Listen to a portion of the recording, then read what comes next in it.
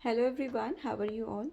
तो आज की जो वीडियो है इसको बनाने का मेरा पर्पस ये था कि बहुत सारे कैंडिडेट्स ऐसे हैं जिन्होंने रिसेंटली ईएमआरएस का एग्ज़ाम दिया है, ठीक है। और उसमें से कुछ कैंडिडेट्स ऐसे हैं कि जिनका केवीएस का भी एग्ज़ाम है, या कुछ ऐसे होंगे जिनका सिर्फ ईएमआरएस का था, केवीएस का क्वालिफाई नहीं हुआ या फिल नहीं किया, जो भी रीज़न था। मतलब इन टोटल बात ये है कि वो फ्री हैं, ठीक है।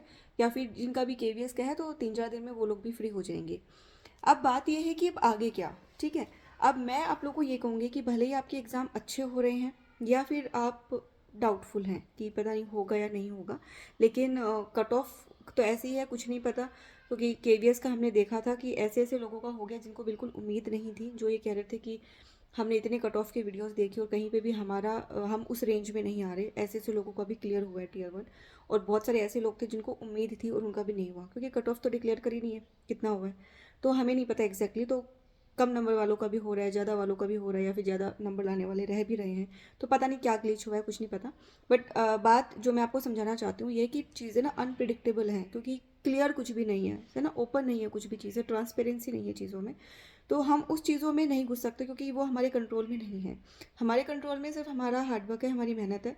अगर किस्मत साथ रही तो सब अच्छा होता जाएगा, नहीं है तो फिर क्या ही कर सकते हैं। लेकिन एटलीस्ट ये हो कि हमने अपना पार्ट पूरा कर दिया, ठीक है। अब लाइफ में पॉजिटिव तो रहना पड़ेगा ना, अभी अप्स एंड डाउन्स तो चलते रहेंगे। तो मेरा जो मोटिव है आज की वीडियो को बनाने का वो ये है कि अब हमें अपना नया टारगेट चूज़ करना है। अब हमें खाली नहीं बैठना, क्योंकि रीज़न इज़ दैट कि हमने काफ़ी हद तक प्रिपरेशन कर ली है। हो सकता है वो प्रिपरेशन हमारी इस एग्ज़ाम में काम नहीं आई हो, क्योंकि हम सब ना मैक्सिमम जो कैंडिडेट्स थे वो सब रिजल्ट का वेट कर रहे थे। उसके बाद फिर एकदम से डेट्स आ गई, तो सबके दिमाग में ये था कि यार 15-20 दिन में या 25-30 दिन में हम कितना ही कर पाएंगे। तो काफ़ी सारा टाइम तो ना उस टाइम पीरियड को ध्यान में रखते हुए आप प्रेशर में आ गए, स्ट्रेस ले लिया और नहीं पढ़ पाए, ठीक है। जबकि एग्ज़ाम अगर देखा जाए तो एग्ज़ाम ऐसा आया है कि अब सोच रहे हैं कि यार इतना भी क्यों पढ़ा, क्योंकि ये तो इतनी हल्की चीज़ें आ गई। और कई बार हम क्या करते हैं ना कि ज़्यादा टफ चीज़ों के चक्कर में हम जो इजी चीज़ें होती हैं उसको छोड़ देते हैं, और वो इजी चीज़ें ही हाथ से निकल जाती है। फिर एग्जामिनेशन हॉल में बैठ के फील होता है कि यार ये तो पढ़ा ही नहीं हमने, ज़्यादा डीप में पढ़ने के चक्कर में, है ना। तो क्योंकि सिचुएशंस है वो हमारे कंट्रोल में नहीं है। हम तो एक लेवल ऊपर का ही सोच के चल रहे थे ना कि यार ये पीवाईक्यू में ऐसा आया था, तो एटलीस्ट अब 2 साल बाद एग्ज़ाम हो रहा है, 2-3 साल के बाद, तो 3 साल का गैप भी तो मेंटेन करना है ना, कंपटीशन भी बढ़ रहा है, तो सेम लेवल तो होगा नहीं। तो ये एक अप्रोक्सीमेशन यही होता है कि जो पीवाईक्यूज में आया उससे एक कुछ ना कुछ स्टेप हाई होगा एग्जाम का। लेकिन ठीक है, जो भी था, बात यह है कि अब हमें आगे के टारगेट सेट करने हैं, क्योंकि हम काफ़ी कुछ चीज़ें पढ़ चुके हैं। अब हमें ज़ीरो से स्टार्ट नहीं करना पड़ेगा। लेकिन अब अगर हम 1 महीना 2 महीना बैठ गए ना कि इस भरोसे कि हो जाएगा, हो सकता है ना भी हो, या फिर इस उसमें कि अब हमसे नहीं हो पाएगा, तो आप थोड़ा दिन रेस्ट करो और अपने आप को फिर से पुश करो। लेकिन जो हमने अभी ये मेहनत करी है, जितना हमने अपना कंटेंट अपना सब्जेक्ट का तैयार किया है, उसको वेस्ट नहीं जाने देना। आप लोग अपने जो भी आपके स्टेट एग्ज़ाम है उसमें जो भी टेट एग्ज़ाम्स होते हैं उसकी आप प्रिपरेशन कर लो। ये मैं काफ़ी बार ये वीडियो में बोल चुकी हूँ। और एस्टेट की आप प्रिपरेशन कर सकते हो। एस्टेट का अभी एक्सपेक्टेड है एग्ज़ाम जल्दी होने के, और उसके बाद ये भी उम्मीद है पूरी पूरी कि इस साल एंड तक जो है एचपीएससी अपने पीआरटी से लेकर पीजीटी तक के फॉर्म निकालेगा, लाइक रिक्रूटमेंट निकालेगा, क्योंकि इलेक्शन होने के बाद एक बार भी टीचर्स की भर्तियां नहीं हुई हैं हरियाणा में। तो उस पर्पज़ से भी ये वाला जो एस्टेट है हमारा, जो अभी इस समर्स होगा, वो बहुत इंपॉर्टेंट रहने वाला है। तो अपना एलिजिबिलिटी क्राइटेरिया क्लियर कर लो, ठीक है। दूसरी चीज़, नेट आने वाला है। ये मैं चीज़ बार बार क्यों बोल रही हूँ आप लोगों को, क्योंकि ये दो जो एलिजिबिलिटी टेस्ट है या फिर जो भी आपके स्टेट का टेट एग्जाम है, अगर आपका क्वालिफाई नहीं हुआ तो इतना होने के बाद क्या होता है कि आपके पास अपॉर्चुनिटीज़ बहुत ज़्यादा बढ़ जाती हैं। अलग अलग स्टेट्स में क्या होता है कि असिस्टेंट प्रोफेसर की जो फॉर्म है वो निकलते रहते हैं, हमें नहीं पता चलता, एक दो वैकेंसीज निकलती हैं। और अगर आप एलिजिबल ही नहीं हो तो आप अप्लाई भी नहीं कर सकते। और नेट तो क्या है कि ऑल इंडिया में लाइक आपका एप्लीकेबल होता है। जैसे एस्टेट हो गया, टेट एग्जाम तो पर्टिकुलर स्टेट में एप्लीकेबल होते हैं, बट नेट तो लाइफ टाइम के लिए हो गया, और वो पूरा इंडिया में आप कहीं पे भी अप्लाई कर सकते हो। तो मैं ये कहना चाह रही हूँ कि जो आपने हमें अपनी एनर्जीज लगाई है ना, उन एनर्जीज को सही डायरेक्शन में लेके जाओ। लेकिन अगर अब आपने पढ़ना छोड़ दिया तो वो बिल्कुल आप सोचोगे 1 महीने बाद बिल्कुल ज़ीरो से स्टार्ट हो गया। और जो अभी हालत एमआरएस और केवीएस के रिजल्ट आने के बाद हुई है ना हम सबकी, कि अब क्या करें, कि अब तो 15-20 दिन में हम क्या करें। अब देखना सारे एग्जाम्स तो लगभग ऐसे ही होंगे, कुछ भी नहीं बताएंगे, एकदम से एग्जाम डेट निकलेंगे, वही आपको मैक्सिमम महीना 1.5 महीना मिलेगा, फिर आपके हाथ पैर फूलेंगे और फिर हमेशा कंडीशन वहीं की वहीं रह जाएगी।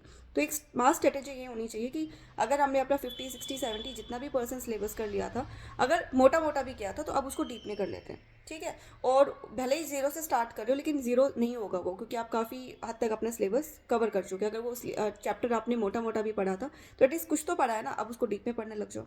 तो आप अपना टारगेट बना लो। मैं ये नहीं कह रही एस्टेट या टेट एग्जाम या नेट को ही बनाओ, जो भी आपका टारगेट है, लेकिन टारगेट सेट कर लो, ये सोच के करो कि 2026 में जॉब लेनी है, ठीक है। अब मेरी क्या प्लानिंग है कि एस्टेट तो मेरा हो चुका है, तो मैं अगर आप में से कोई ऐसा एप्लीकेंट है जो एस्टेट के लिए अभी प्रिपरेशन कर रहा है या जिसका फर्स्ट टाइम है या मल्टीपल टाइम्स में भी नहीं हुआ, तो मैं आपको एक प्रॉपर स्ट्रैटेजी बना दूंगी, बता दूंगी, बुक्स बता दूंगी, कंटेंट मैं आपको प्रोवाइड कर दूंगी। आप कहोगे तो उस पर कुछ छोटी छोटी वीडियोस भी मैं आपके लिए पोस्ट कर दूंगी, लेकिन आप कहोगे तो, क्योंकि एस्टेट मेरा हो गया तो मेरा अब उस पर कंटेंट बनाने का वैसा कोई रीज़न नहीं है। तो अगर आप कहोगे, अगर किसी को नीड होगी, तो मैं उस पर कुछ शॉर्ट वीडियोस बना के दे दूँगी कि ताकि आपकी कंसेप्ट क्लियर हो जाए, ठीक है। दूसरी चीज़, नेट के लिए भी मैं प्रॉपर आपको सिलेबस या गाइडेंस दे दूँगी। कॉमर्स के लिए मैं प्रॉपर सिलेबस आपको बता सकती हूँ कि कौन सा टॉपिक हमें कौन सी क्लास से या किस लेवल तक का करना है, पीवाईक्यू से पूरा एनालाइज करके कि कौन से टॉपिक्स इंपॉर्टेंट है। बाकी जो कॉमन सब्जेक्ट्स हैं वो सबके लिए कॉमन रहेंगे, वो भी मैं आप लोगों को बता दूंगी कि पीवाईक्यू एनालाइज करके कि कौन सा, लाइक जैसे सीडीपी हो गया, हिंदी इंग्लिश हो गया, तो उन टॉपिक्स में से कौन से टॉपिक्स जो है एग्जाम में ज़्यादा पूछे जाते हैं, जो हाई स्कोरिंग है। तो इतना हम कर सकते हैं, ठीक है। तो अपना टारगेट लगा लो, जून तक हमें 2 एग्जाम्स क्लियर करने हैं, जो भी आपके स्टेट का टेट एग्जाम है। तो इस तरीके से ना टारगेट मान के चलो, क्योंकि अगर आप दूसरे स्टेट के, हरियाणा के नहीं है, तो आपको पता होगा कि आपके स्टेट में क्या माहौल है, वैकेंसीज कब आने वाली है या कब टेट एग्जाम होने वाले हैं। तो उन चीज़ों का ध्यान रखो, कोई भी मौका जाने मत दो। और इसके अलावा देखो, मेरा सजेशन है, मानना नहीं मानना आपकी बात है। मैं कई बार क्या होता है ना कि हम एक ही डायरेक्शन में लगे रहते हैं और हमारा उसमें सिलेक्शन नहीं होता कई बार। जैसे फॉर एग्जांपल, अब हम सिर्फ टीचिंग टीचिंग कर रहे हैं, या टीचिंग के अब वैकेंसी जो आनी थी वो आ गई, जो मेजर वैकेंसीज थी जो सेंट्रल लेवल की थी।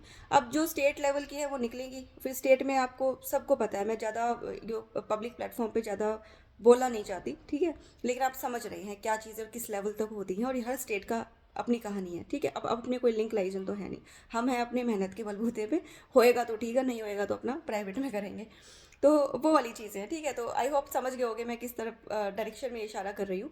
तो अपनी मेहनत पे भरोसा रखो, लेकिन सिर्फ एक चीज़ को टारगेट मत बनाओ, क्योंकि एक टारगेट हमारा कवर हो चुका है। अगर इन बिटवीन कोई ऐसी वैकेंसीज निकलती हैं जिसका सिलेबस लगभग सेम है, मैं ये नहीं कह रही कि बिल्कुल डाइवर्ट होकर दूसरी तरफ चले जाओ, क्योंकि दो नाव में सवार होना भी समझदारी नहीं है, उसमें भी कुछ नहीं होगा।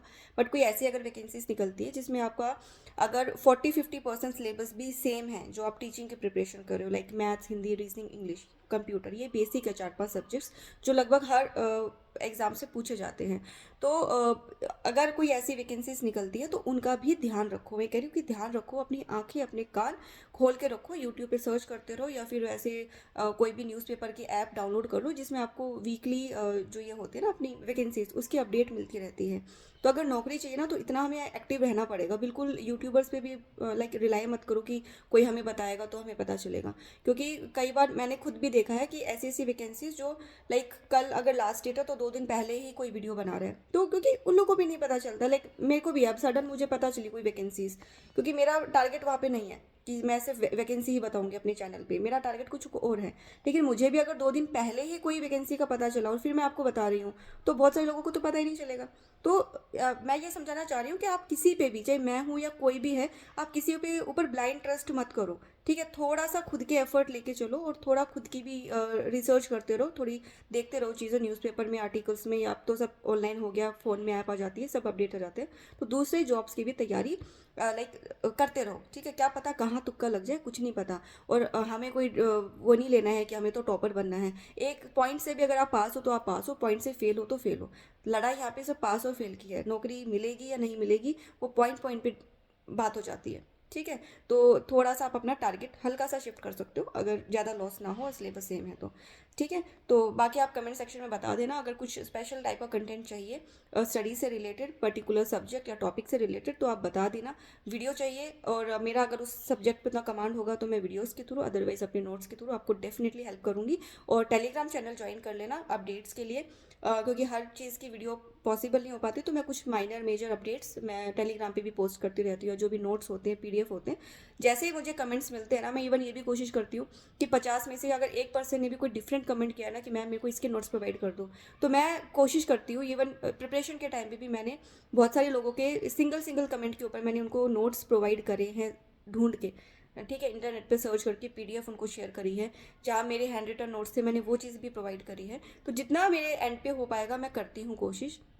नहीं हो पाएगा तो मैं क्लियरली मना कर देती हूँ कि ये वाला मेरे रेंज से बाहर है या फिर ये सब्जेक्ट मेरा नहीं है, तो मैं इस पर जस्टिफाई नहीं कर पाऊँगी कि कौन सा नोट्स अच्छे हैं कौन से नहीं है। ऐसा होता है तो फिर मैं आपको टेलीग्राम पे वो पूरा प्रॉपर आपको सोर्स ही सेंड कर देती हूँ कि इस सोर्स पे आपके सब्जेक्ट के पीवाईक्यूज या कंटेंट मिल रहा है, एक बार गो थ्रू कर लो। अगर कंटेंट ठीक है तो आप यहाँ से डाउनलोड कर सकते हो, ठीक है। तो उन सब चीज़ों के लिए आप टेलीग्राम चैनल ज्वाइन कर सकते हो। लिंक मिलेगा यूट्यूब चैनल के अबाउट सेक्शन में, आपको टेलीग्राम का लिंक मिल जाएगा। उस लिंक पे क्लिक करते हैं आप डायरेक्ट चैनल पे पहुंच जाओगे, ठीक है। चलिए अपना ध्यान रखिए और तैयारी करते रहिए। डिसअपॉइंट बिल्कुल नहीं होना, डिमोटिवेट बिल्कुल नहीं होना। कुछ चीज़ें किस्मत में या भगवान ने सेट करी होती हैं और वो हमें मिलके रहेंगी, और जो नहीं मिलनी वो नहीं मिलनी, वो किसी और का के हक का हमें मिलेगा भी नहीं, ठीक है। तो उतनी तसल्ली और उतना सेटिस्फेक्शन अपने दिल और दिमाग में लाइक सेट कर लो, ठीक है, कि जो हमारे नसीब में है वो मिलके रहेगा, और जो किसी और के नसीब का है उसको, वो तो वो सुना है ना महाभारत वाला कि श्री कृष्ण भगवान ने भी उनको उनकी जो हक का था वो नहीं दिलवा पाए, तभी तो युद्ध हुआ।